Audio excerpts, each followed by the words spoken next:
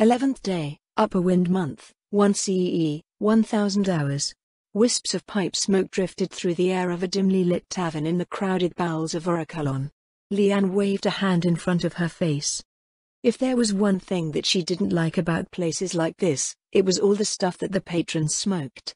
Now that she had an item that conferred poison immunity, she didn't have to be all paranoid about something like getting a lungful of Lera, but she still hated the smell and how it clung to everything.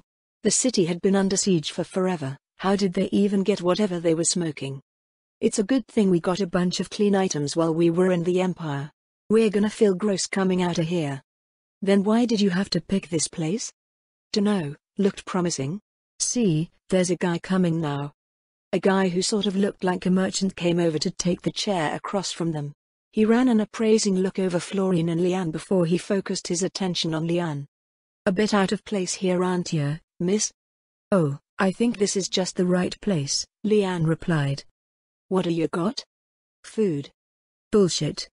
I ain't kidding. Several heads turned at her outburst. She reflexively dipped her head and lowered her voice. Ya hear about the Sorceress Kingdom? Everyone's heard about it, the man replied. The Queen, bless her tiny chest, said something about them kicking out the Beastmen. But you gotta think about what the cost of their help is, yeah? They gotta make it worth their while. The man furrowed his brow at her words. Those nearby were surreptitiously listening in, pretending to be engaged in conversations of their own. So they've come to sell us their stuff and we got no choice but to buy it, makes sense. First ships just came in this afternoon, Leanne told him. The Sorceress Kingdom was all set up to start before they even came. Their people moved the cargo into the Palace Quarter last night. The Palace Quarter, but the guilds never said anything about this. Why do you think that is? Leanne asked. Crossing his wiry arms, the man leaned back in his seat. His expression grew dark as his hand rasped over a crop of stubble that had somehow formed 3 hours after dawn. Those damn nobles, he grated, they got in ahead of us. No wonder the palace quarters closed, but no one said anything about ships coming into port. The nobles and their militia came in and cleared out the western harbor yesterday, someone said. That's probably where they came in. I heard there was something out on the river, too. Whispers filled the wake of his statement. Leanne examined the men at the nearby tables, getting a feel for their overall sentiment. But that don't help us any, the man said. What's the angle you're trying to sell? Well, Leanne said, the Queen's told the palace staff to distribute food and supplies. I heard they're going to start sometime today. Dunno what price they'll set things at, but I bet you they'll tell all their friends about it first. If you don't move fast you're gonna be stuck behind hundreds of wagons. The man frowned, his lips moving silently for a moment before he abruptly got up and left the tavern. Several of the nearby patrons followed suit. Leanne eyed the 2 silver coins left behind on the table. 2 silver trade coins for that, money's really lost value here. That's hardly surprising. I'm just trying to figure out where most of it has settled. Should be the main distributors, yeah? Merchants, fishermen, maybe? A roll of bread was like 2 silver. Wait, does that mean he gave me a roll of bread for that information? That cheap ass. Hey, girl, what was that all about? Leanne and Florine looked up to find another man standing across the table. Those who had been sitting further away had shifted to the recently vacated seats. Leanne traded a glance with her friend before smiling up at the man. Well. 7 taverns, 31 silver coins, and 3 hours later, Leanne walked through the streets of Orakalon with a grin.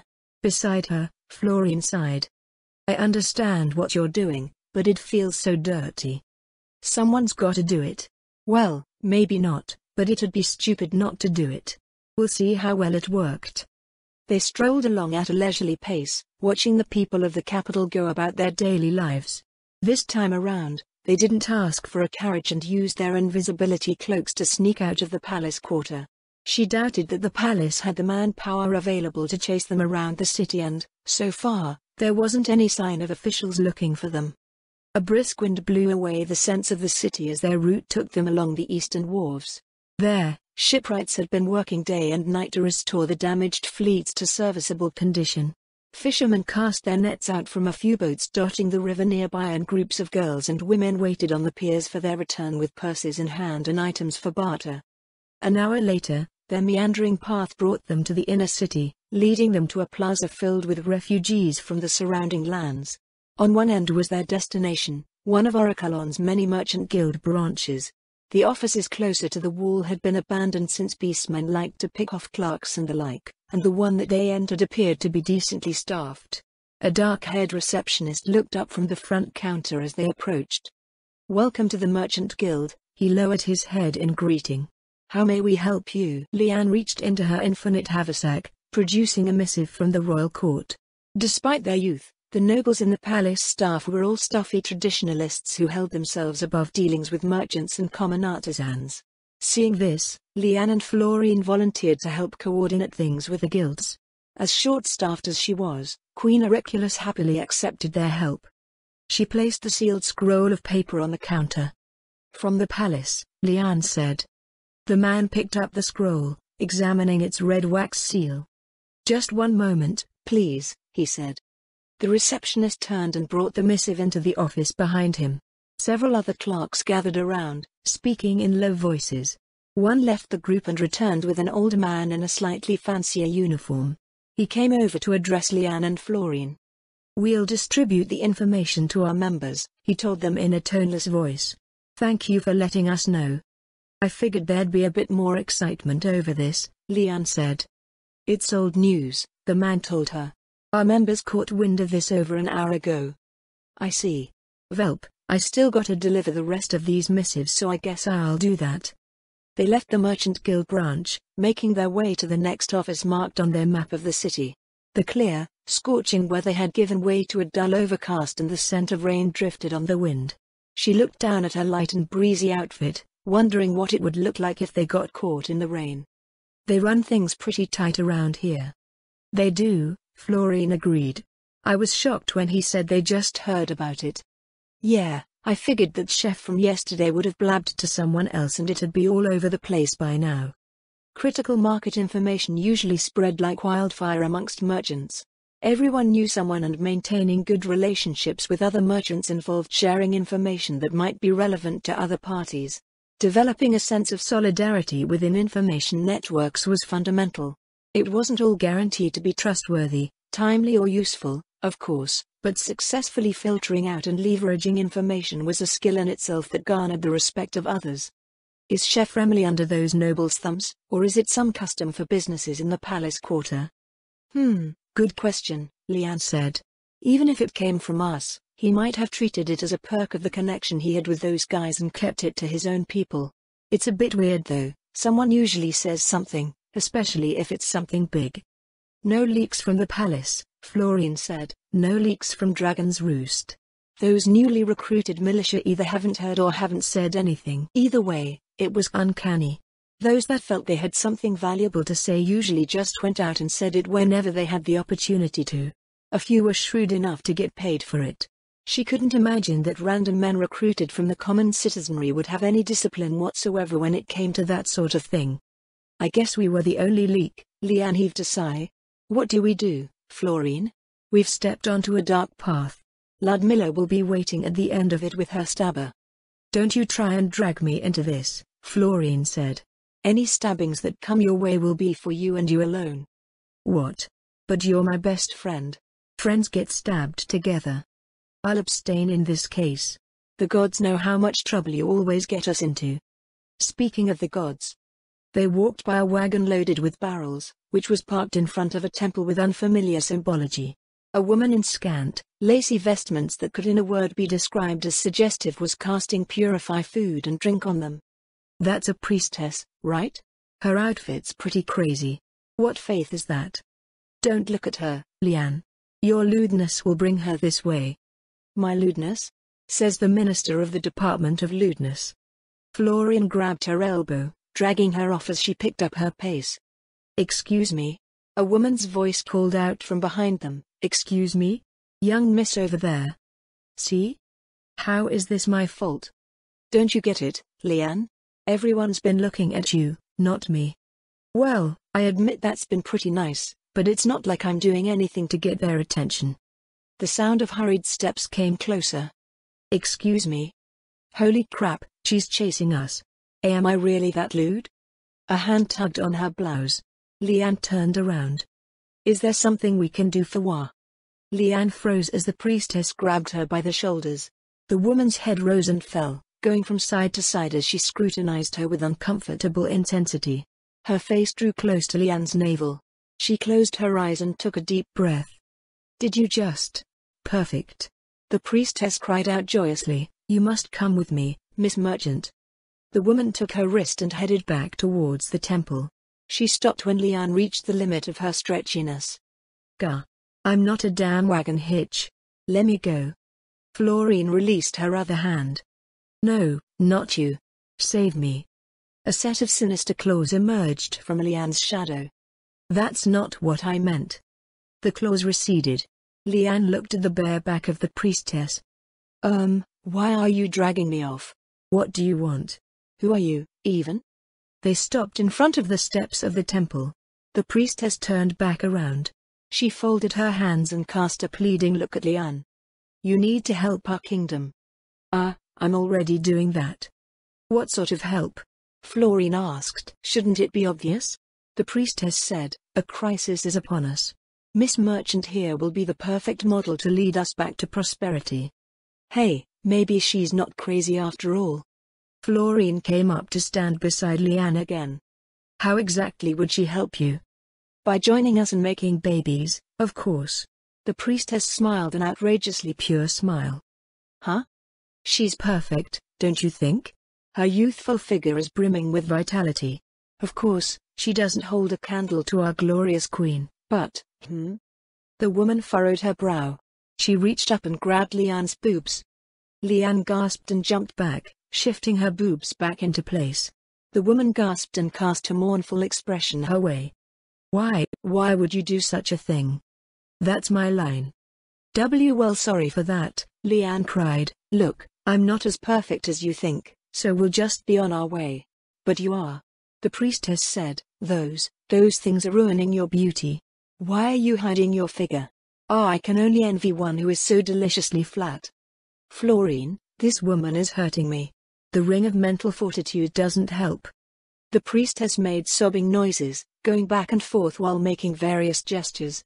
Leanne took a step back and the woman's hand shot out to grab her again.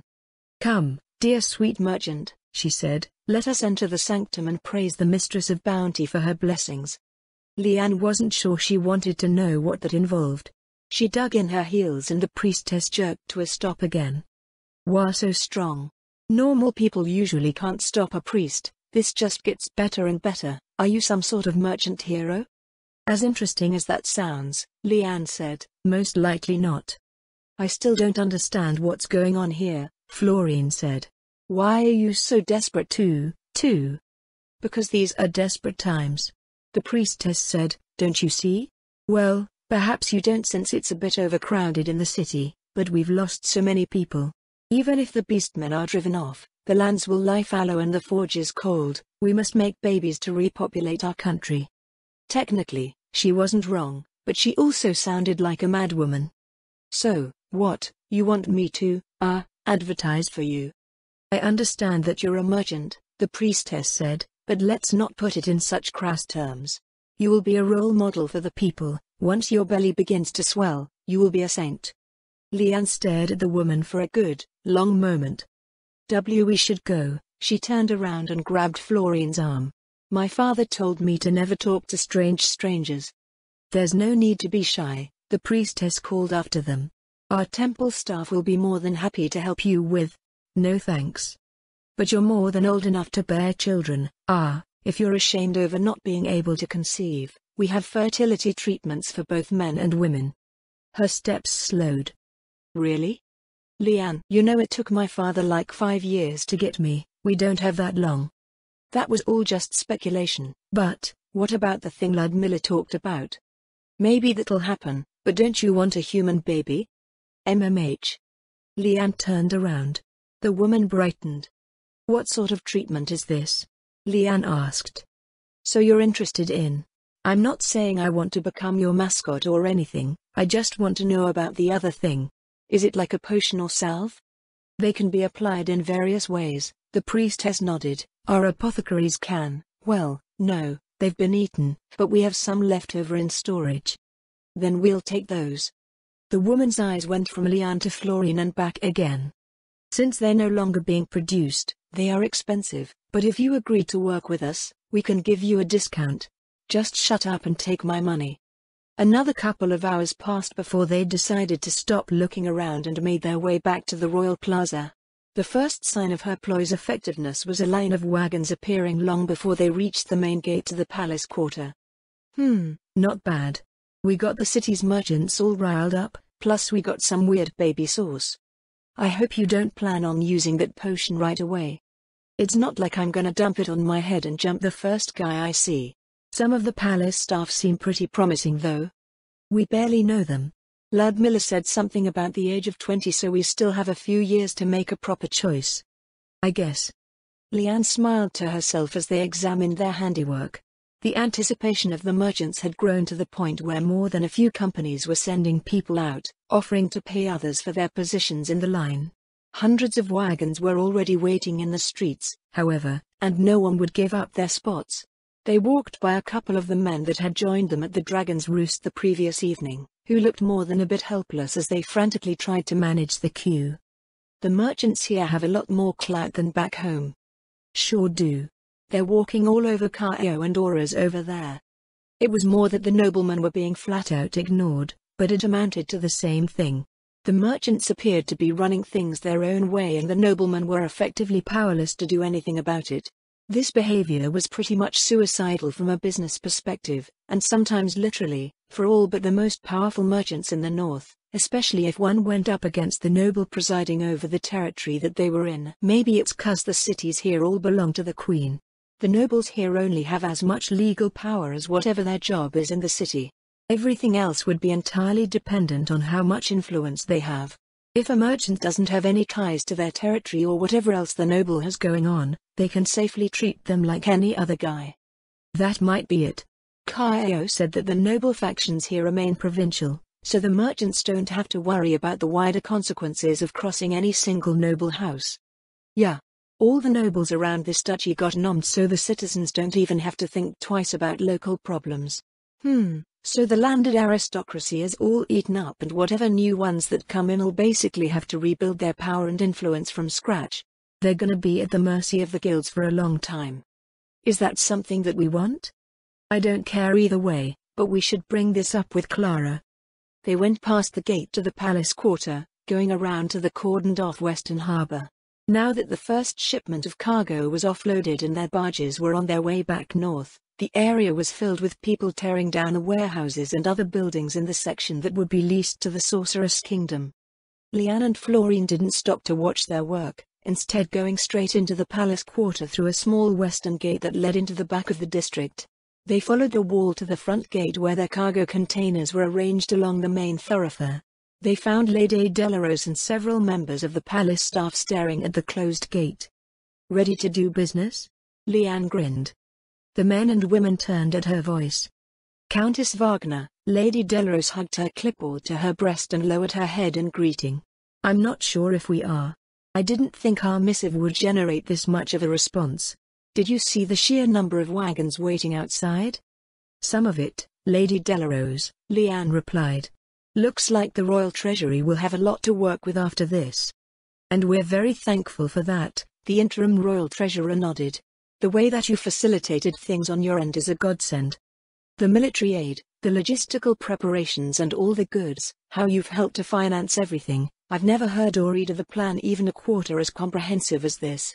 You've also saved us the trouble of dealing with the guilds. I say we raise the rates, a woman in a flowing maid uniform said. These merchants are all fattened up from the gold they've sucked out of the people. Leanne frowned internally at her suggestion.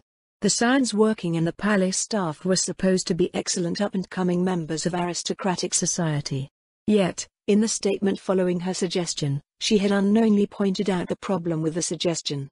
Alutin, Lady Delarose fixed the maid with a stern look, that won't do us any good. These rates are in line with what we are paying the citizens for their restoration efforts.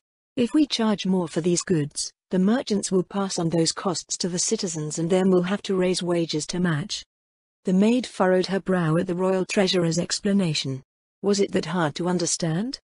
Due to the long siege of the capital, the steadily dwindling supplies within the city rose in price, with a select few as the main distributors. The stores of food and other goods were exchanged for coin.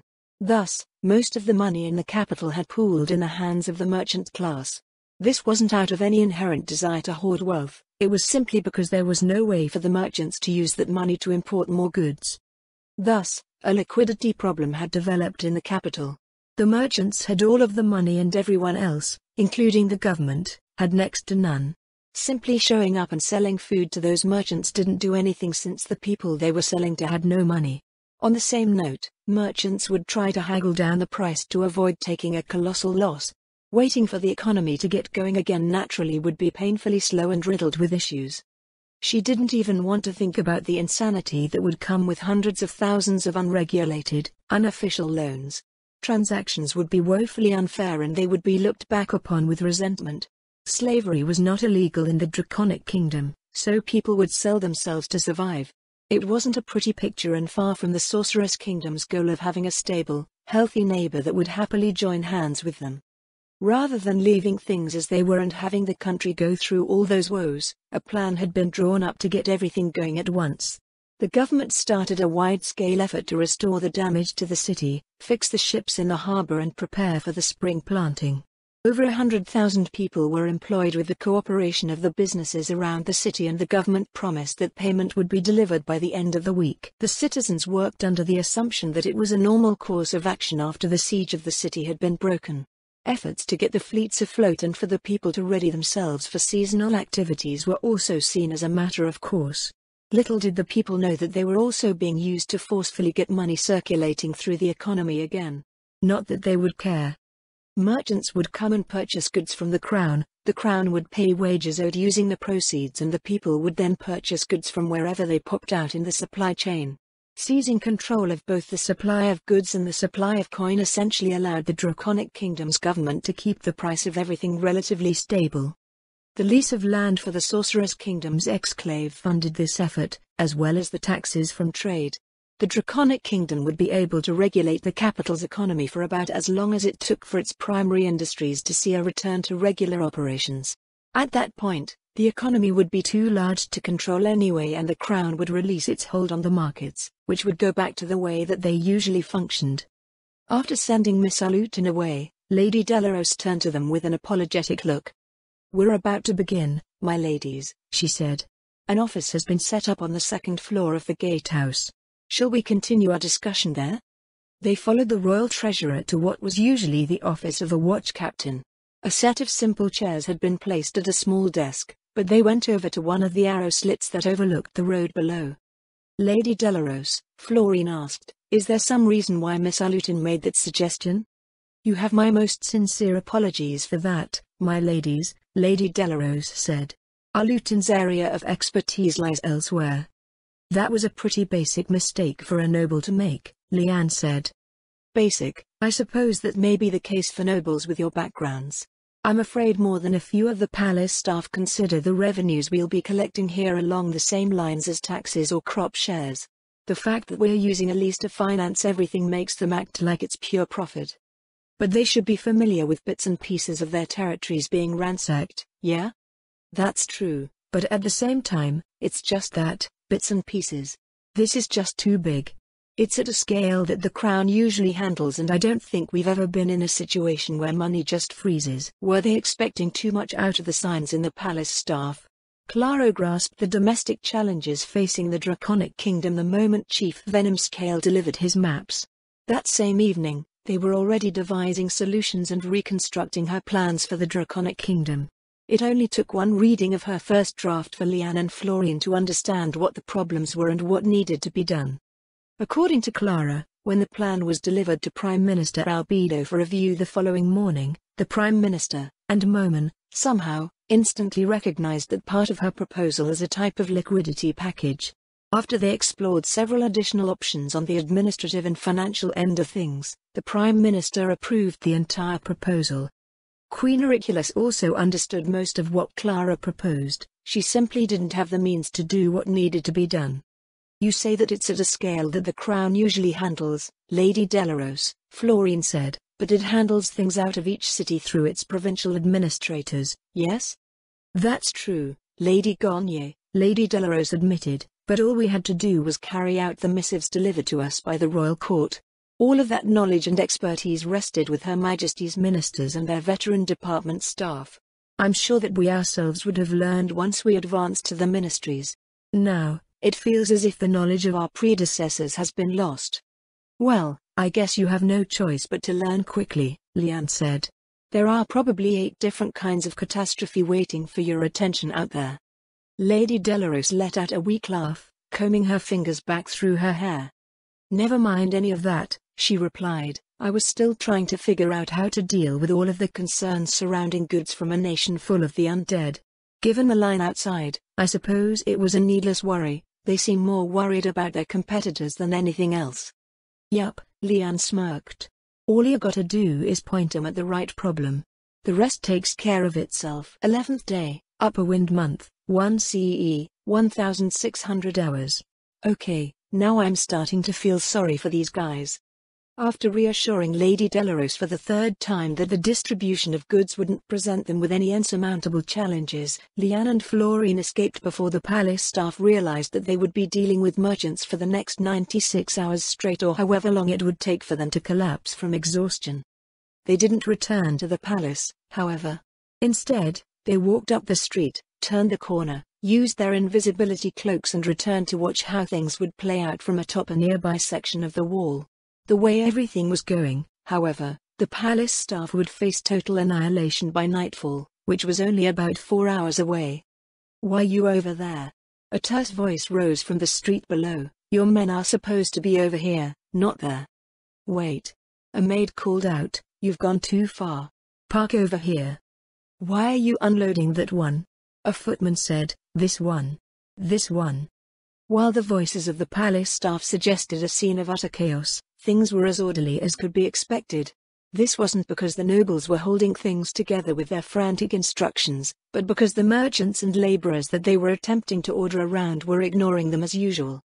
Didn't their parents ever tell them to just shut up and let people do their damn jobs? We didn't say to do anything like this, did we? We didn't. Was there something dumb in the procedures we wrote out for them? No. According to the plan they had come up with, merchants would enter and make their purchases at the office. Invoices would be drawn up and a form for their order issued. The cargo containers were basically miniature warehouses, and they had been organized in such a way that the merchants and their staff would understand how things worked at a glance. Once they were done loading their purchases, the wagons would be rolled out the back gate. All the palace staff had to do was take each merchant's orders, make sure they didn't make off with more than they had paid for, and keep any potential altercations from escalating into violence. The merchants knew how to do the rest. It was so simple that Liane thought it impossible to screw up. Apparently not. You know, all this is doing is making them look both impotent and incompetent. If they had just shut up and let the merchants do their thing, they would have earned a bit of respect. That's easy for us to say, but how hard is it to understand that guys that have been handling cargo for longer than they've been alive know how to do their job better than them? I don't loom over the shoulders of my craftsmen telling them how to carve out wagon axles. Do these jerks stand out in their territories all day telling their tenants how to plow the fields and chop down trees? Florine raised an eyebrow at Liane as she fumed. Her friend was always so soft and fluffy, possessed of a reserve of patience that was probably larger than the rest of them combined. Probably not. It's more an issue of control, isn't it? The palace staff feel that they have to be on top of everything, so they're unnecessarily trying to assert their authority. It doesn't help that the merchants and nobles in the Draconic Kingdom appear to have some sort of rivalry. Just seeing the merchants doing their own thing probably drives the nobles crazy.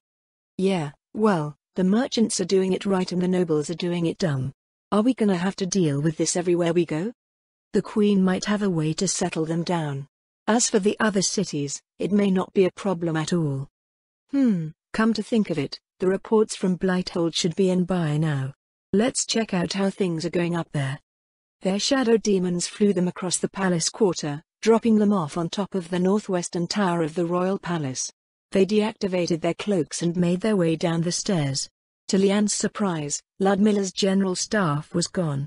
In their place were 3 vampire brides, who were seated around a table enjoying a cup of blood together. "Oh yeah," Lian said, "the general staff was moving today."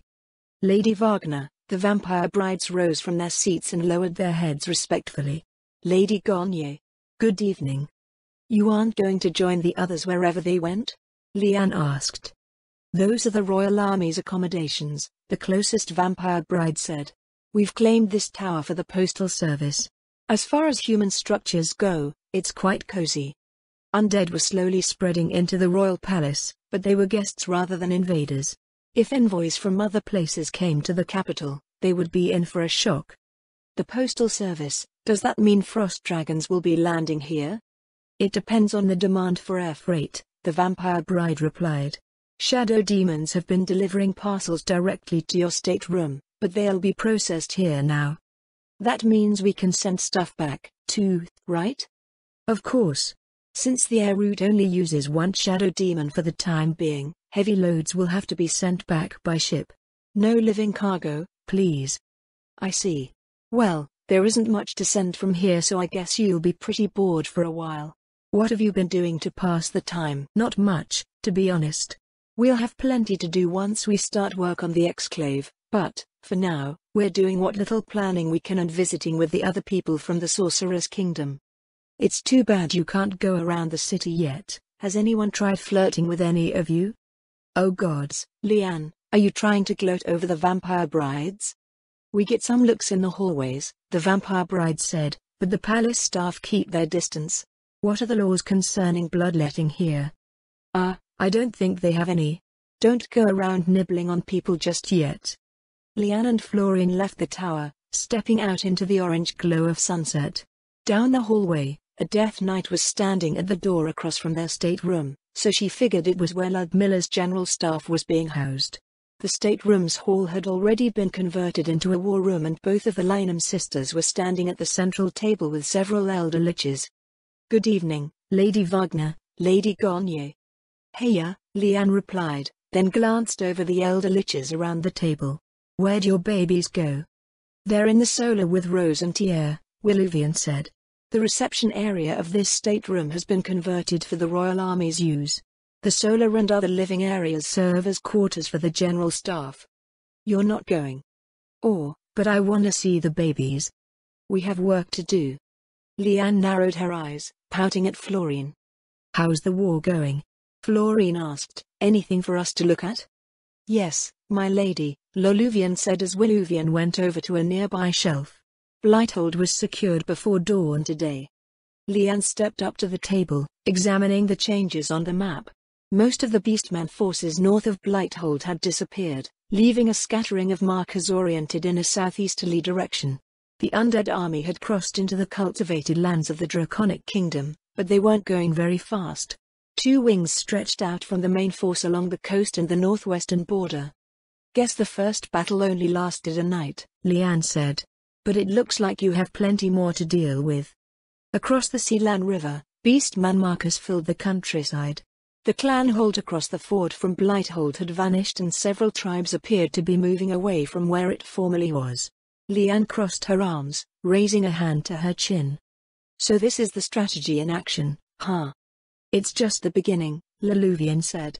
"We're doing more watching than chasing for now. There's still a lot to learn about how they behave and what their limits are." "How are the humans in the province acting?" "So far, my lady, their reactions have mostly been as we've hoped. The presence of the Beastmen causes them to go into hiding. This makes it difficult for the Beastmen to hunt humans, since the Beastmen are trying to run from the undead at the same time.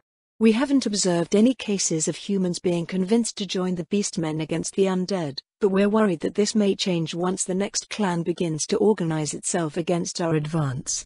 That would be quite the problem, but Lian wasn't so sure that it could happen in their present situation. It didn't seem likely that humans would collaborate when they knew they could be eaten at any point. Willuvian returned to the table with a nondescript set of brown folders, placing them in front of Lian and Florian. "My ladies, this is the information we've been able to collect so far about the condition of Blighthold and its nearby territories. Most of it is from the reconnaissance reports of the Royal Army. Some of it is from Miss Marchand. The rest is from what remains of the local leadership." Florine reached out and picked up one of the folders. Leanne leaned over to read with her. Going through everything took roughly an hour. What they found within left them with mixed feelings. Has Clara seen any of this yet? Florine asked. Lady Corlin has been studying in the palace archives since the audience this morning, Willoughby answered. The Queen and the palace staff have been busy for most of the day, so the negotiations remain at the point that you've left them. This is a kinda weird position to be in, Leanne said. It's not as bad as we thought it'd be, but it's still annoying. Broadly speaking, Blighthold was fine. The details of fine, however, were decidedly strange. According to the accounts of the citizens and what the Royal Army had observed, one's survival hinged on their profession. The arrival of the beastmen in the province exacted a tremendous toll on the population, but, after the initial slaughter, certain patterns had established themselves. More like horrifying, Florine frowned. They're farming humans. Is it farming humans or ranching humans? They're kinda free range. Florine leveled a look at her. It was to be expected that she wouldn't take anything the beastmen did well. The farms that the beastmen had set up usurped the usual agrarian organization of provincial territories, turning rural villages into a self-managing and self-sustaining food supply. It was a dark and twisted, though understandable, version of how things were normally done under human rule. Those in primary industries enjoyed the highest survival rates. People that worked in food processing and distribution were similarly safe. Life sucked for everyone else, as they were an unproductive, according to the beastmen, drain on resources and the most likely to be eaten. If one extrapolated beastmen rule into the far future, it would be a land filled with human slaves who produced food to feed both themselves and their masters. The former citizens' sole purpose in life would be to maintain that status quo. On the plus side, there were no taxes.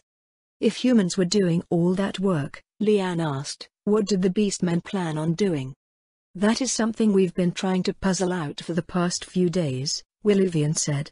We know that they have vocations and social structures that seem analogous to our own, but the specifics are still unknown. There is a mountain of materials collected from their camps. Lady Zaradnik was wondering if you could take a look at them once you found the time. I can do that, Florine said. There must be more to these beastmen than enslaving and eating people. Can we take this stuff with us? Leanne gestured to the folders on the table. Yes, they're duplicates, Willoughby said. Lady Zaradnik ensures that Queen Auriculus is regularly updated on our progress. Florine gathered the folders on the table, placing them into her infinite haversack. Is there anything we shouldn't say? She asked. My lady has been completely transparent and candid with the Queen thus far, Willoughby replied. Just with the Queen, however. She's been reserved around her courtiers and the rest of the palace staff for some reason. There were any number of reasons Ludmilla might do that. One of them was that she was very wary of civilian nobles due to her past experiences. She knew that she couldn't match them when it came to intrigue and court politics, and she wasn't very fond of how they made things, in her words, unnecessarily convoluted. This didn't mean that she distrusted the Draconic Kingdom's nobility for explicit reasons, nor did it mean that she behaved in an antagonistic manner towards them. What it generally did mean was that the steadfast frontier noble instead chose to remain closed to all but the select few who had earned her trust. Rather than exposing any vulnerabilities or falling into various traps, she let her friends deal with the things they were good at. While that was all well and good, it also meant that Ludmilla collected little in the way of impressions and information that they could use beyond what her areas of expertise covered. The notable takeaway was that Queen Auriculus had somehow earned Ludmilla's trust, or at least her respect. Then again, Ludmilla might have just chosen to be straightforward with the Queen because she believed that the Queen had a right to know what was going on in her own country. Given Queen Auriculus' apparent capabilities, however, Leanne doubted that it was as simple as that. I guess we'll bring this over to Clara and see what she thinks, Leanne said. There are some things in here that she might not agree with. Leanne and Florine left the war room, heading to the southwestern annex of the royal palace. Fortunately for the archives, the beastmen saw little value in its content and the place was left relatively untouched. They walked down a long aisle of bookshelves until they reached a lounge area where Clara was curled up on a leather couch with a large tome in her hands. Towering stacks of reading materials were piled on the table nearby. Leanne plopped herself down at the end of the couch, pinching one of Clara's toes and wiggling it around. What you readin'? records of the previous occupation of Fallujah and the processes employed in the recovery of the city and surrounding lands. That's very Clara-ish, Florine said. What did you find out? That the Draconic Kingdom is very different from Riastais or the Empire, Clara said. It should be obvious since the circumstances of this country are extraordinarily different, but the how and why of everything were beyond my imagination. Leanne tilted her head sideways, trying to read the spine of the tome propped up on Clara's knees. It was just a number. You've gone through 8 volumes of this stuff? Yes, I'm compiling notes and sending them to Lady Albedo to study, as well. I don't think we can go much further than we already have until we have a good grasp of what this country actually is. Much further as in expanding our operations to the other cities? Leanne asked. Or some other thing? Some other thing, Clara answered.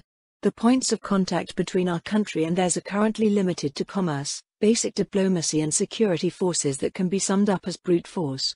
If we're to deepen our relationship with the Draconic Kingdom, well, that's more Florine and Ludmilla's area of expertise. We'll just have to keep doing what we're doing until we come up with some better way of getting across to them. Clara gestured to the towers on the table.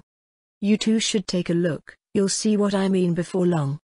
Before we immerse ourselves in that, Florine produced the folders from the war room. We have a report to deliver to the Queen. We'll include all the raw data, but I'm sure she'd appreciate a summary before we dump everything on her. They moved over to sit around a nearby table. Tyre came out from one of the aisles, peeking at them over the stack of books in her hands. Shall I retrieve some refreshments, my lady? This is our chance to catch up with all this eating we've been doing, Leanne said, so let's not. Tyre went to add her pile of books to the ones near the couch before coming back to stand attentively near Clara's shoulder. Clara flipped through the folders, her eyes scanning back and forth over the pages. This Nedimballic person, her brow furrowed. What is he?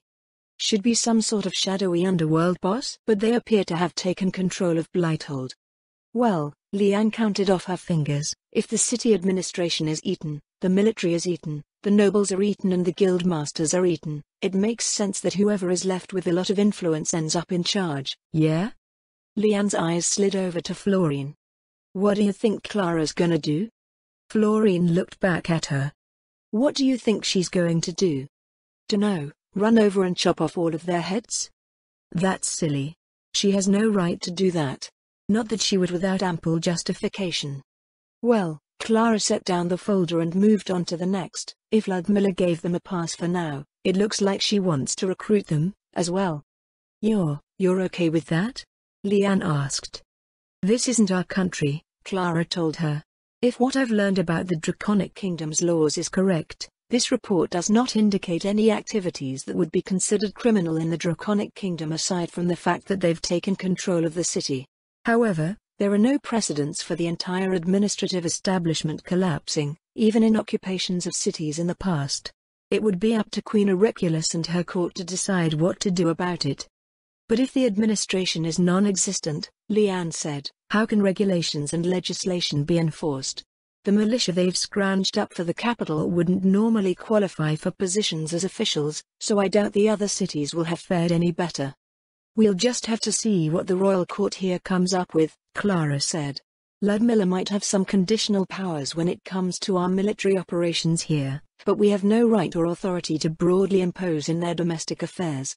All we can do is keep doing what we're doing and offer our assistance where we can. Even if they were asked for help, their hands were mostly tied. In an effort to ensure that the undead servitors working in the Draconic Kingdom couldn't be misused or implicated in attempts to sully the image of the Sorcerer's Kingdom, strict lines had been drawn as to what they could and couldn't do. These measures were refined from the pre-existing ones, using the experiences of the Death Series servitors leased out by the Baharuth Empire. While nothing eventful had occurred in their regular service thus far, the way that they were deployed illustrated the fears of the Empire's civilian administration and its general populace. The undead needed to be as far away as possible from realizing those fears, as even accidents could incite undesirable reactions. This was especially true for prospective clients. Marketing the undead was a monumental challenge and promoting the Sorcerous Kingdom was just as difficult. They had a bad image by default, and proving that it was undeserved in a world where people were 1,000 times more likely to assume the worst of them made it next to impossible without some extraordinary event necessitating their intervention. Clara's approach put forward the idea that they could preempt the bad image by striking out and establishing a good one first. Through its representatives, the Sorceress Kingdom would be able to put its best foot forward, presenting its positive aspects and the benefits of a relationship between it and prospective partners. The first steps would be entirely through trade, with bits of cultural exchange mixed in. Diplomatic overtures would be made when they were considered viable and relevant. They wouldn't hide the fact that undead beings dwelled in the Sorceress Kingdom, nor that the Sorcerer King was one of them. Everything else would simply be the focus of attention. It was akin to slowly breaking in a horse, though Clara despised that analogy, especially when Leanne asked when they would throw on the tack. The Draconic Kingdom was the ideal place to test Clara's methods. They were easy to access by water and would likely be open to strengthening their economy through trade. The ongoing challenges they were experiencing with their beastmen neighbors predisposed them to consider cheap and effective security options. It was a process that was supposed to take years, but recent events had turned it into now. Everything had to be done immediately, and they had to somehow manage a favorable outcome that would facilitate a beneficial, long-term relationship. For the time being, they appeared to have seized the initiative, but they couldn't be sure what would happen once the Draconic Kingdom regained their footing. "That's true," Leanne said, "but, at the same time, I can't help but think we're giving up too much." "It might seem that way," Florine said, "but I don't think that's actually the case. Those who frame things in petty ways would think that, but you should be well aware of our objective here. The Draconic Kingdom must become a voice in favor of the Sorceress Kingdom. That voice must be its own. They can't be a mouthpiece for us, nor seen to be coerced into cooperation. Being entirely dependent on us for survival probably screws with the idea that there's some sort of independent voice." "That's something we'll have to work on," Clara told her. "No one expects that everything will go perfectly, especially with things as they are right now. What do you two think about Miss Marchand's reports?" Leanne put her elbows on the table, cupping her chin in her hands. "What's there to think about? The Merchant Guild is an international organization. They'll go back to normal before long." "The question was more about how that will happen," Clara said. "Think about all the accounts and records just sitting there and all of the potential avenues for abuse. We need to get staff from the capital to Blighthold so they can prevent things from falling apart even further." "At least the beastmen ran off with their vault," Leanne smirked. "Gods know how many fingers would be pointed in every direction if it vanished in the city instead." "Only you could be thankful that other people got robbed," Florine peered at her. "But it's true. Imagine if the beastmen just left valuables lying around to be taken. It'd be a crazy mess. The beastmen would just have to wait under the city walls for backstabbed meals to get tossed over." "The same could be said for people hoarding food," Clara noted. "It would be even worse in their case. I think Queen Auricula's influence over her people is the true cause for public order being maintained even when everything is falling apart." "So you think she's actually affecting the whole country?" "It would be difficult to explain what's going on otherwise. People will naturally rally together in extraordinary circumstances, but it takes something else entirely to sustain that sort of behavior over the long term. It's all too easy for the fabric of society to fray and unravel when a bad situation lasts for months and years. They all had a good taste of that back in Facet County, but was it possible for a ruler to have that much influence over their people? Leanne and her friends all had an effect on their subjects, but she didn't think they would be able to hold things together under such adverse conditions. Well, maybe Ludmilla would, but she was born and raised for that. "All right," Leanne said, "maybe we just sucked before, but why didn't we see something like this in the Empire? That bloody Emperor is supposed to be some super genius prodigy, isn't he?" "But we did see it there," Florine said. Leanne and Clara turned their heads to look at Florine, who was seated across the table. "Where?" Leanne asked. Everywhere. It just wasn't as obvious since things are close to our culture's version of normal there. There are so many little horrible things happening in the Empire, but the citizens' awareness just sort of slides right past it. In the Empire, everyone looks up towards some vision that the imperial establishment has painted for them. They're blind to the fact that they're wading through all sorts of muck while they do so. Even if they see it happening right in front of them, there's always some justification or excuse that they feel absolves them of any guilt or shame. They're all just chasing after this dream of an imperial future. I sorta get what you're saying, Leanne said. But, at the same time, I think people'd say that's just how humans normally are. How do I put it? Florine leaned back over her chair, stretching out her legs and staring at the stained glass skylights of the Royal Archive. People can be like that if left to their own devices, but there's something else nudging it along. Or maybe acting like a sort of social current or glue. It's like a more subtle version of that commander syndrome that Ludmilla described. You know, the one where soldiers won't break unless their commander breaks or the circumstances are so extraordinarily overwhelming that it shatters the effect. Anyway, there's a sort of structure to that which also appears in normal life.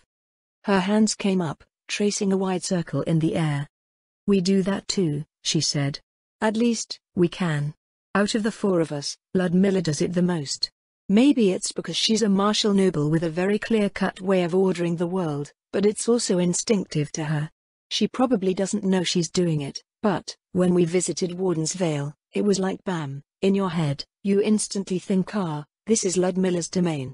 Everything has structure and order and her subjects operate according to that order and structure in ways that make you think these are Ludmilla's people. That did come across very strongly, Clara nodded, but, Jem, the way everything is organized in Ludmilla's domain is strongly influenced by the tenets of our faith. Her subjects are all part of the faithful, so you could say that they're just operating according to our dogma. My people are like that as well, except the flavor is different, I suppose. It doesn't necessarily have to be one thing or the other, Florine said. In fact, one thing reinforces another. Religion plays a key role in society, serving to guide and reinforce culture. You and Ludmilla always talk about how there are lessons in your scriptures that you didn't realize were there until recently. The whole that your tenets combine into may be another one of those lessons. You know, people always talk about how docile you are, but now you're using religion as leverage in dealing with a zealot. Why do you always have to? It's not the religious part, it's the practical side that I'm trying to apply. So, Clara said, you're saying that a Lord-class individual's influence can be purposely directed to achieve broad ends within their following. That's right, Florine said. If we take everything we've seen of Lord-class individuals and try to fit them into templates, we can identify the established framework in every case and what the results are. Ludmilla talks about how skills and abilities need to be developed and activated in some way. This ability is a passive one that sort of brings that framework to life. In every case, there is an overall image that comes with each lord and their territory. Then in Ludmilla's case, it's the way she's structured her domain and its operations, which is reinforced by the tenets of our faith. There's probably more to it that we haven't grasped, Florine replied, but something like that, yes. In the Empire, it's the product of all the imperial institutions and propaganda coming together to fashion the image of a future where the Empire stands tall over its neighbors as a secure, prosperous and advanced nation. The most unsettling part is that it doesn't have to be on purpose. Leanne furrowed her brow, eyeing the streams of evening light that alternated with the shadows from the bookshelves. What does that mean? It means that lords and their people can get stuck in what they consider normal. Take Facet County, for instance. The normal there was horrible, yet it was constantly reinforced as correct. Generations went by and nothing got better, things just evolved according to the character of the territory's population. We got a pretty good look at that place, Leanne said. I thought we figured out the what and why of it. We did, Florine said, but just like religion and order are used in Ludmilla's domain, the institutions that were entrenched in Facet County could be seen as elements that reinforced the notions of normal there. I know it's difficult to prove, but I'm sure there's something to it. There might be, Clara admitted. Just like so many things that we've always considered normal or common sense, this might be one of them too. When did you start structuring your thoughts on this, Florine? Yesterday? That probably sounds ridiculous, but after seeing what was going on in the Draconic Kingdom, I couldn't help but think about it. It's not, Clara said. Anomalies that challenge our understanding of the world lead to new knowledge, after all. Queen Auricula's influence over her subjects was jarring enough to cause you to consider everything you knew that might be related to what might be going on. So what's the framework that she uses, exactly? Leanne asked. At the center of everything lies our queen, Huh? That's what Lord Zoran said yesterday. Florine straightened in her chair. It's literally that. Every city and every province is under her direct control. Every institution, the ministries, the military, the guilds, the entire aristocracy answers directly to her, or at least close to it. She is above everything, even their conflicts and petty squabbles. We see her as a respectable sovereign, but her people absolutely adore her.